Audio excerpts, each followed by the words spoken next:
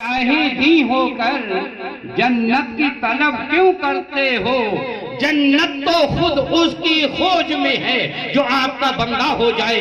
میرے عزیز بھائیوں، جو بھائی نے ہمارے حفظ قرآن کیا، اس کے صدقے میں یہ محفل کو سجایا گیا۔ کتنی بہترین بات ہے، اللہ تبارک و تعالیٰ کا مقدس کلام ہمارے بھائی کے سینے میں آ گیا، اسی کے طفیل میں محفل میلاد کو سجایا گیا۔ ہم حاضر خدمت ہیں، یہ اللہ کے رسول کی محفل ہے، مولا علی کی محفل ہے، امام حسین کریمین کی محفل ہے، سیدہ فاطمہ زہرا سلام اللہ علیہا کی محفل ہے، یہ غوث و خواجہ کی محفل ہے، سید سالار مسعود غازی پاک کی محفل ہے، نظام پاک کی محفل ہے، خواجہ قطب الدین بختیار کاکی رضی اللہ تعالیٰ عنہ کی محفل ہے۔ میرے عزیز بھائیوں، تو دونوں طرف سے یہ اللہ کا انعامات ہے۔ میں کہوں گا، اے رب قدیر، اے میرے پروردگار عالم، جس ہمارے بھائی نے حفظ قرآن کیا ہے، یا اللہ اس بھائی کے لیے تا عمر اس قرآن پاک پر عمل کرنے کی توفیق دے دینا۔ میرے مصطفیٰ کے صدقے میں اس بھائی کی عمریں دراز فرما دینا، اس کے ماں باپ کی عمریں دراز فرما دے۔ یا اللہ تبارک و تعالیٰ سے پنجتن پاک کے صدقے میں یہی دعا ہے۔ میرے عزیز بھائیوں، آپ کو ایک بات بتاؤں، اب 2 دن کے بعد میں رمضان آنے والا ہے۔ میں تھوڑی سی بات آپ کے سامنے کروں گا، زیادہ نہیں کروں گا۔ اللہ کے رسول صلی اللہ تعالیٰ علیہ وآلہ وسلم کے حضرت حسنین کریمین نواسے بھی ہیں، سرکار نے بیٹا بھی فرمایا ہے۔ میں ایک دن کا واقعہ ہے، 55 کی بات ہے، حسنین کریمین کی طبیعت خراب ہو جاتی ہے۔ سیدہ فاطمہ زہرا سلام اللہ علیہا رسول خدا کی بارگاہ میں حاضر ہوتی ہیں۔ کہا یا رسول اللہ، آپ کی نواسوں کی طبیعت ناشاد ہے، ہمارے آپ کے آقا اور مولا نے ارشاد فرمایا، بیٹی فاطمہ ایسا کرو، ابھی رمضان کا مہینہ نہیں تھا، اللہ کے رسول فرماتے ہیں بیٹی فاطمہ تم روزہ رکھ لینا۔ اللہ کی رسول کی بیٹی گھر میں تشریف لاتی ہیں، شہری کا انتظام کرتی ہیں۔ حضرت سیدنا مولا علی علیہ السلام بھی جب سیدہ فاطمہ زہرا سے پوچھا، فاطمہ کیا بات ہے؟ حضرت سیدہ فاطمہ زہرا رضی اللہ تعالیٰ عنہا نے عرض کیا، اے میرے پیارے شوہر، اے شیر خدا، اے مشکل کشا، اے داماد مصطفیٰ، آپ کو خبر ہے آپ کے بچوں کی طبیعت ناشاد تھی، میں رسول خدا کی بارگاہ میں گئی، آقا نے فرمایا میری بیٹی کل روزہ رکھ لینا۔ حضرت مولا علی علیہ السلام نے فرمایا فاطمہ تم روزہ رکھو گی تو ہم بھی روزہ رکھیں گے۔ اللہ اکبر! یہ مولا علی علیہ السلام نے جب کہا ہم بھی روزہ رکھیں گے، حسنین کریمین آ جاتے ہیں، امی جان ابو جان ہم بھی روزہ رکھیں گے۔ اتنے میں آپ کے گھر کی خادمہ حضرت فضہ بھی آ جاتی ہیں، کہا اے میری ملکہ ہم بھی روزہ رکھیں گے۔ جب روزہ رکھنے پانچوں نے شہری کر لی، وقت دن ختم ہونے کے بعد مغرب آتا ہے اور افطار کا وقت آیا۔ اس وقت جب افطار کا ٹائم آیا، روزہ کھولنے والے ہی تھے، اتنے میں ایک سائل آ جاتا ہے، آ کر کے حضرت مولا علی علیہ السلام کے دروازے پر اس نے دستک دے دی، اللہ کے واسطے مجھے کچھ علی عطا کر دو، میں بھوکا ہوں۔ مولا علی علیہ السلام کے دروازے پر جب یہ دستک دی گئی، آپ سمجھتے ہیں روزہ رکھتے ہیں، جس وقت افطار کا وقت ہوتا ہے ہر روزدار کو بڑی خوشی ہوتی ہے، مگر وہ کھانا جو کہ ایک ایک روٹی حصے میں بنائی گئی تھی، حضرت سیدہ فاطمہ زہرا رضی اللہ تعالی عنہا نے اپنی روٹی کو اٹھایا اور اٹھانے کے بعد میں حضرت مولا علی علیہ السلام کے ہاتھ میں دیا اور کہا کہ علی جو دروازے پر ایک سائل آیا ہے اس کے لیے یہ روٹی دے دو، وہ بھوکا ہے۔ مولا علی علیہ السلام نے کہا فاطمہ جب تم اپنی روٹی دے دو گی میں بھی اپنی روٹی دیتا ہوں۔ حسنین کریمین نے اپنے آگے کی بھی روٹی دے دی۔ آپ کی جو خادمہ تھی حضرت فضہ نے بھی اپنی روٹی کو اٹھا کر مولا علی کے ہاتھ میں رکھ دیا۔ رکھنے کے بعد میں یہ پانچوں روٹی سائل کے لیے دے دی جاتی ہیں، سائل خوش ہو کر کے چلا جاتا ہے، دعائیں دیتا ہوا چلا جاتا ہے۔ اب دوسرا دن ہوتا ہے، دوسرے دن بھی افطاری سحری ہوتی ہے، افطار کا وقت آتا ہے، ایک اور آ جاتا ہے، سائل سوال کرنے لگتا ہے، اے علی میں بھوکا ہوں، مجھے کچھ دے دیجئے۔ آپ نے دوسرے دن وہی اسی طرح سے 5 روٹی کو دے دیا جاتا ہے۔ اس کے بعد میں جب تیسرا دن ہوتا ہے، پانی سے افطار کیا جاتا ہے، اسی طرح سحری کی جاتی ہے، ایک ایک روٹی حصے میں آتی تھی۔ اب اسی کے بعد میں جب تیسرا دن ہوتا ہے، تیسرے دن میں یہی عالم آ جاتا ہے، وقت افطار پر جب تیسرا سوالی آ جاتا ہے، اس نے کہا علی مجھے کچھ کھانا دے دو، میں بھوکا ہوں۔ مولا علی علیہ السلام نے، سیدہ فاطمہ زہرا سلام اللہ علیہا نے، حسنین کریمین نے، حضرت فضا نے اپنے آگے کی روٹی اٹھا کر دے دی۔ وہ سائل مولا علی علیہ السلام کی اب تعریف کرنے لگا، دیکھیے یہ داماد مصطفیٰ ہیں، دیکھیے یہ شیر خدا ہیں، دیکھیے یہ فتح خیبر ہیں، دیکھیے یہ صحابہ کے مشیر ہیں، دیکھیے یہ علی حیدر کرار ہے جس کی جلوکار نے فتح خیبر کو کیا۔ اسلام کی تباریخ اٹھا کر دیکھ لی جائے، ایسی کوئی جنگ نہیں ہے جس میں میرے آپ کے مولا علی حاضر نہ ہوئے ہوا، وہ جنگ فتح ہی نہ ہوئی ہو۔ جس میں علی حاضر وہی جنگ فتح ہوئی۔ ارے آپ کو پتا ہے جبکہ یہ 5 روٹی دینے کے بعد اس نے آپ کا شکریہ ادا کیا، مولا علی علیہ السلام کی تعریف کرنا چاہا، مولا علی علیہ السلام اس کے قریب پہنچ گئے۔ ارے بھائی چپ جا، مولا علی علیہ السلام نے یہ نہیں پوچھا تو یہودی ہے یا عیسائی ہے، کون ہے، یہ نہیں پوچھا، انہیں کھانا کھلانا تھا، کھلا دیا۔ مولا علی علیہ السلام نے کتنی پیاری بات کہی، اس نے جب آپ کا شکریہ ادا کیا، آپ کی تعریف کرنا چاہی، تو آپ نے فرمایا میری تعریف مت کر، میں نے تجھے روٹی اس لیے نہیں کھلائی کہ تو میری تعریف کر، بلکہ میں نے تجھے روٹی اس لیے کھلائی کہ اللہ مجھ سے راضی ہو جائے۔ یہ مولا علی علیہ السلام فرماتے ہیں میرے بھائیوں، ہم نماز پڑھیں اس لیے پڑھیں اللہ راضی ہو جائے، ہم روزہ رکھیں اس لیے رکھیں اللہ ہم سے راضی ہو جائے، ہم حج کو جائیں اس لیے جائیں کہ اللہ ہم سے راضی ہو جائے، ہم قرآن پڑھیں اس لیے پڑھیں اللہ ہم سے راضی ہو جائے، ہم اسلام کے جتنے بھی نیک کام کریں اسی بنا پر کریں کہ فقط اللہ اور اللہ کا رسول ہم سے راضی ہو جائے۔ ہم دکھاوے کے لیے، ریاکاری کے لیے کوئی ایسا کام نہ کریں جس سے ہماری عبادت نہیں ہوتی ہے، ایسی عبادت کو خدا ہمارے منہ پہ الٹ کر مار دیتا ہے۔ ایک بات میں آپ سے کہوں گا، مختصری بات، 2 منٹ کی بات، پھر مفتی صاحب آ رہے ہیں۔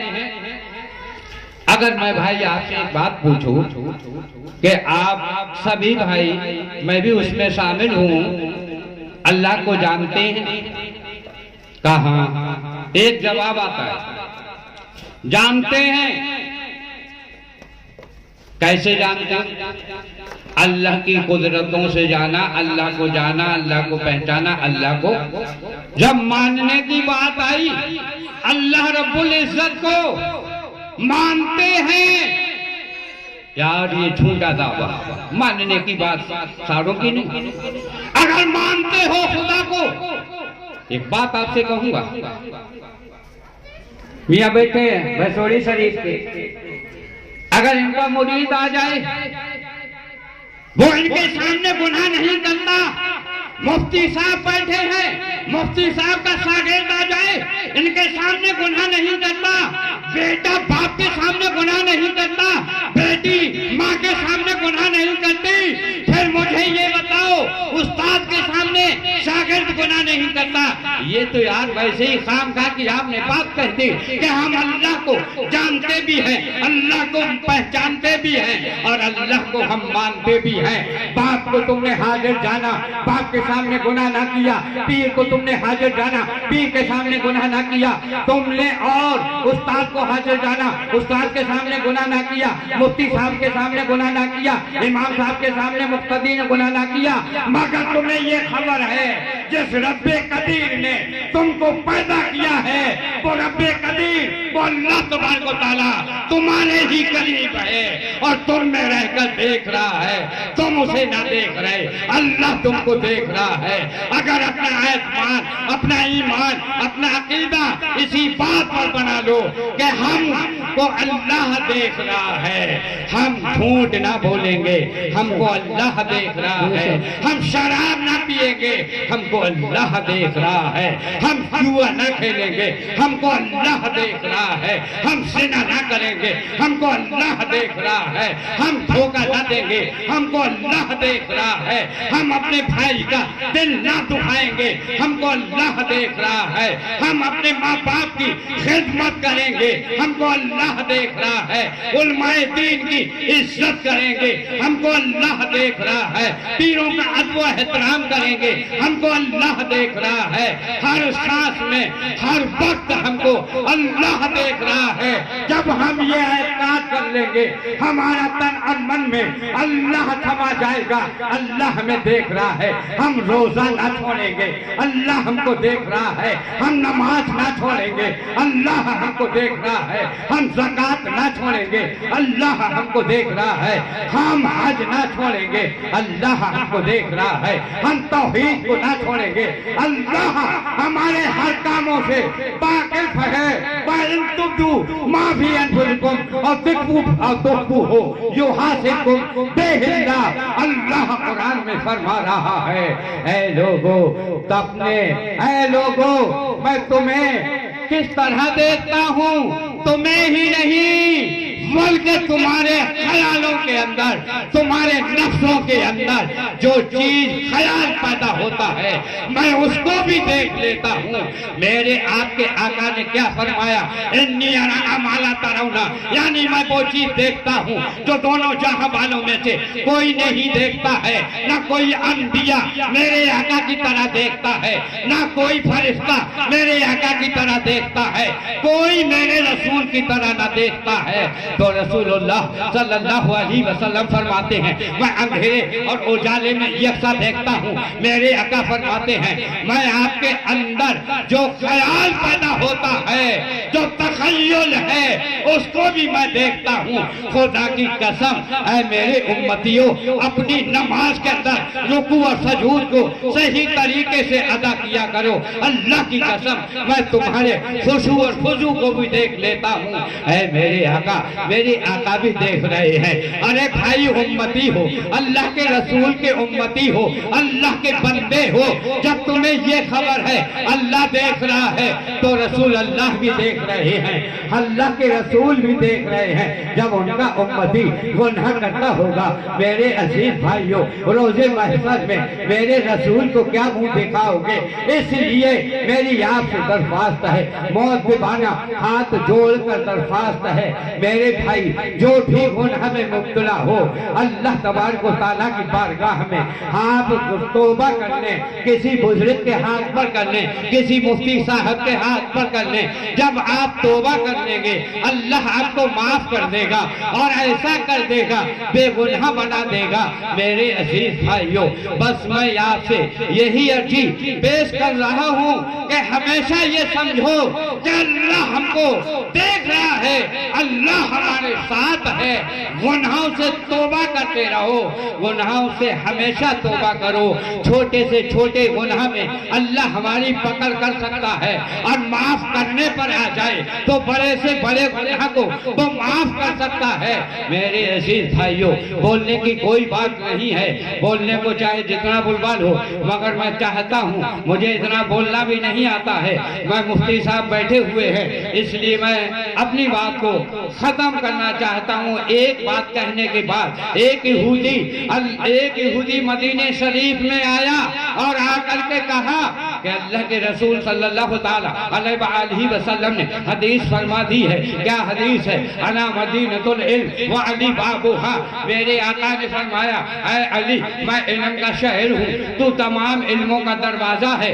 جب وہ یہودی آیا اور آ کر کے مدینہ شریف میں حضرت صحابہ کرام رضوان اللہ تعالی علیہم اجمعین کسی اور صحابی کے پاس پہنچا. اس نے کہا بھائی یہ بتاؤ، انی جاعل فی الارض خلیفہ، آدم علیہ السلام آپ کے نبی سے افضل ہے. یہودی نے کہا، ان صحابی نے کہا، اللہ کے رسول کے جو صحابی تھے انہوں نے کہا اس کا سر پھرا ہوا ہے، یہ ہمارے رسول تھے، آدم علیہ السلام کو افضل کیسے کہتا ہے؟ بولے تو جا بھائی، تو سے ہم نہیں لگتے. وہ چلا گیا، کسی دوسرے صحابی سے جا کر سوال کر دیا. انہوں نے بھی کہا یہ پاگل ہو گیا، اسے جانے دو.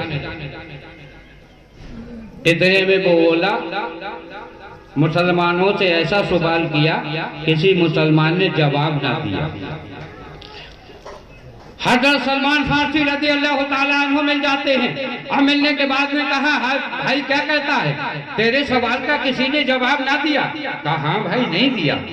کیا تیرا سوال ہے؟ چل تجھے ایسی بارگاہ میں لے کر چلتا ہوں، ایسی شخصیت کے پاس لے کر چلتا ہوں جو تیرے ہر سوال کا جواب دیں گے. چل دیا.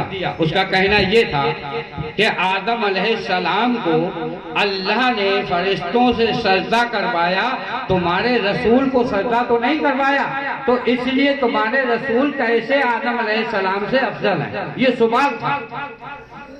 جب یہ سوال تھا، سلمان فارسی رضی اللہ تعالیٰ عنہ جب لے کر کے گئے مولا علی علیہ السلام کی بارگاہ میں، آواز دی ہے میرے آقا. مولا علی علیہ السلام نے آواز دی، سلمان تمہارے ساتھ میں فلا فلا یہودی ہے، فلا فلا صحابی کے پاس گیا تھا اور اس کا یہ سوال ہے. جب اس نے اتنا سنا، سننے کے بعد میں بولا ساتھ میں منزل پر آ گیا، اپنی منزل پہ آ گیا. اللہ اکبر. انہوں نے میرا نام کیسے لیا اور ان کو کیا خبر ہے؟ یہ تو گھر میں ہے، میں نے کس کس سے سوال کیا؟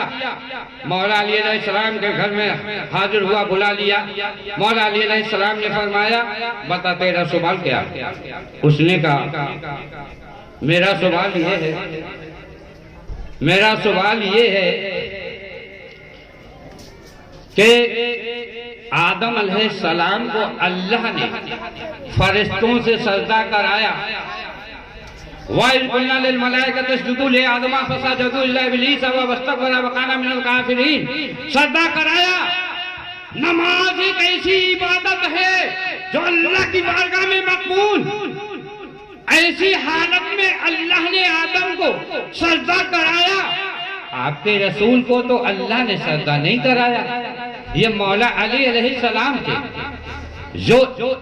جو علم کا دروازہ ہے.